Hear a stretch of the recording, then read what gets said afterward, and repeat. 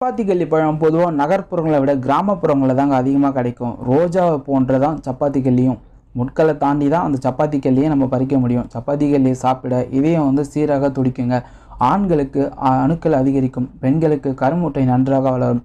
கருவுற்ற பெண்கள் சப்பாத்தி கல்லியை சாப்பிட்டால் குழந்தை நல்ல சிவப்பு நிறத்துடனும் கோபத்துடனும் ரோஷத்துடனும் இருக்கும். பொதுவாக கிராமத்தில் தாங்க இது அதிகமாக காணப்படுது. சப்பாத்தி கள்ளி பழம் ஆண்மையை அதிகரிக்கும், கருப்பையை சுத்தம் செய்யும், நீர்க்கட்டி போன்றவற்றை தானாக அழிக்கும் வல்லமை கொண்டது சப்பாத்தி கள்ளி பழம். இந்த சப்பாத்தி கள்ளி பழத்தை சில டைம் நாதேரி பழம் கூட சொல்லுவாங்க. ஏன்னா ஒவ்வொரு ஊருக்கும் சப்பாத்தி கள்ளி பேர் மாறுபடும். அது மட்டும் இல்லாமல் ரத்தத்தில் உள்ள சிவப்பணுக்கள் வெள்ளை அணுக்களை சரிநிலைப்படுத்தக்கூடிய ஒரு பழமாகவும் சப்பாத்தி கள்ளி பழம் இருக்குது. நம்முடைய முன்னோர்கள் மூதாதையர்கள் சித்தர்கள் எல்லாமே சொல்லி வச்சுட்டு போயிருக்காங்க. இந்த பழம் உடலில் புத்துணர்ச்சியை ஏற்படுத்துகிறது. அது மட்டும் இல்லாமல் ரத்தத்தில் உள்ள நச்சுக்களை வெளியேற்றும். அது மட்டும் இல்லாமல் நம்ம தேகத்தை மிகவும் அழகாக வைத்திருக்கும்.